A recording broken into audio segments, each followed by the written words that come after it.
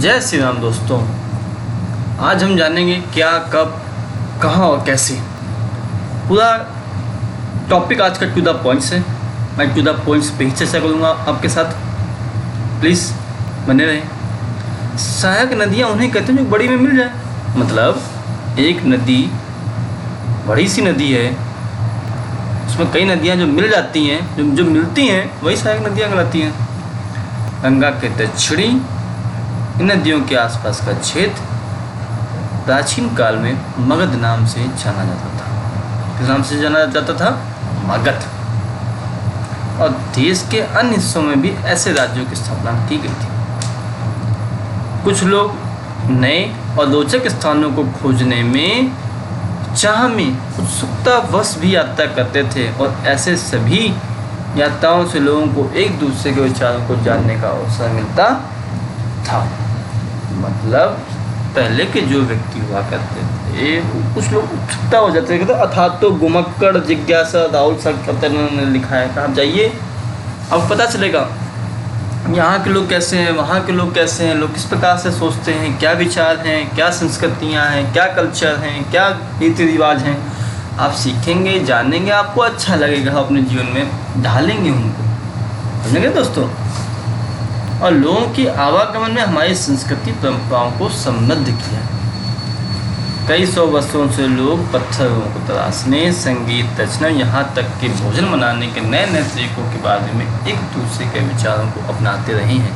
भैया, आप चावल का हर चीज़ अलग अलग जगह पे अलग अलग तरीके से बनता है, लेकिन ये थोड़ा ना कि चावल नुकसान हो जाता है, नहीं तो पता चला इडली बन रही है साउथ इंडिया में, उसी दाल का उसका नॉर्थ इंडिया में कुछ और बन रहा है। हम जानते हैं, सीखते हैं, दो लोग चीज़ें नहीं मिल जाती हैं। अरे तुमने क्या बनाया था? हाँ हमने ये बनाया था, हमको बताना जरा। तो क्या हुआ, बताया ना, सब हमने सीखा ना उनसे। ये बात है। संगीत वो उस लय में गा रहे हैं, हम इस लय में गा रहे हैं, अच्छा इस प्रकार से हमको सिखा दो, अच्छा लगता है, अपनाते हैं, सीखते हैं, सिखाते हैं। यही हमारे देश की परंपरा और संस्कृति है।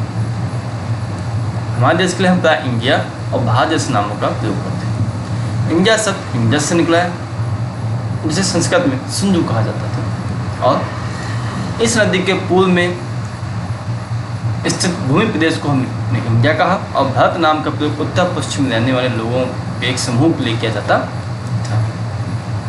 इस समूह का उल्लेख संस्कृत की आरंभिक अर्थात लगभग 3500 वर्ष पुरानी ऋग्वेद में भी मिलता है, और अतीत की पुस्तकें हाथ से लिखी होने का पांडुलिपि कही जाती थी। जब पांडुलिपि कहा तो अतीत की पुस्तकें जो हाथ से लिखी जाए वो पांडुलिपि था। और अंग्रेजी में पांडुलिपि प्रयुक्त होने वाला शब्द क्या है? मैन्यूस्क्रिप्ट, अर्थात लैटिन शब्द मैनू, इसका अर्थ होता है, अर्थ है हाथ से निकला है, मैन। पांडुलिपियाँ प्रायः ताड़पत्रों अथवा हिमालय क्षेत्र में उगने वाले भुज नामक पेड़ की छाल से विशेष तरीके से तैयार भोजपत्र पर लिखी मिलती थी।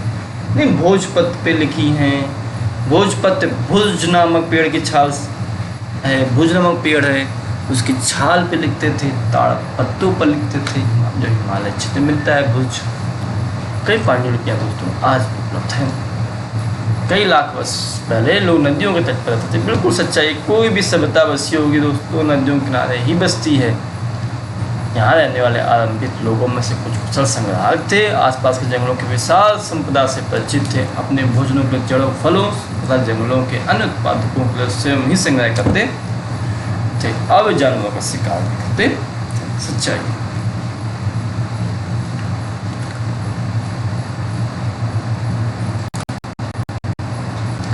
अतीत में किन किन बातों के बारे में आपने जानकारी हासिल कर सकते हैं। हम अतीत में शिकारियों, पशुपालकों, वयस्कों, शासकों, व्यापारियों, पुरोहितों, शिल्पकारों, कलाकारों, संगीतकारों या फिर वैज्ञानिकों के बारे में भी जानकारी हासिल कर सकते हैं।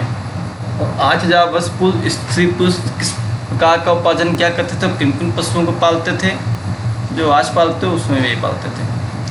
8000 वर्ष पूर्व स्त्री पुरुषों ने सबसे पहले गेहूँ जो एक घास थी, जौ जैसी फसलों को उपजाना हम क्या, भेड़ बकरी गाय बैल पशु, जैसे पशुओं को वो पालते थे, आज भी पालते हैं, आप कुत्ते पालते हैं भाई।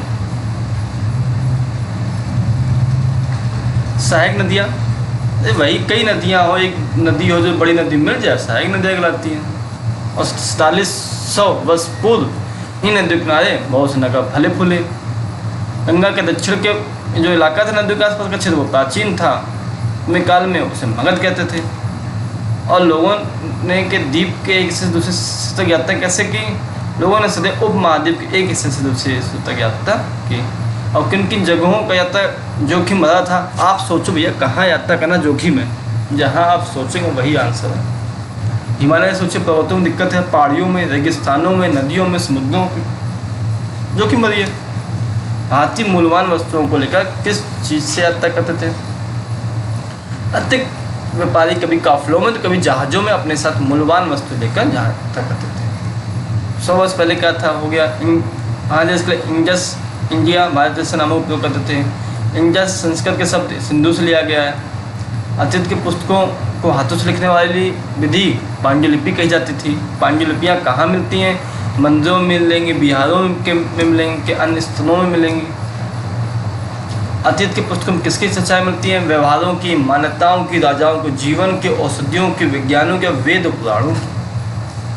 किस भाषा में लिखा गया, पुस्तकों को संस्कृत में लिखा गया। आमतौर पर लोग किस भाषा का उपयोग करते थे, दोस्तों प्राकृत भाषा का उपयोग करते थे।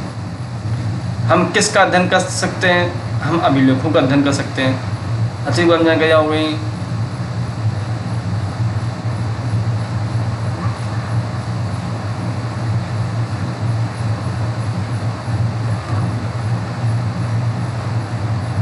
दोस्तों बार बार वही चीज़ें रिपीट हो रही हैं आपके इम्पोर्टेंट के लिए, क्योंकि आपका इतना ज़्यादा इम्पोर्टेंट रिवीजन कराने की जरूरत नहीं है, कि चीज़ें एक बार पढ़ी जाती हैं, याद हो जाती हैं। आप भी, आपको मुझे पूर्णतः विश्वास से चीज़ें याद हो चुकी हैं जो आपकी स्क्रीन पे आ रहा है।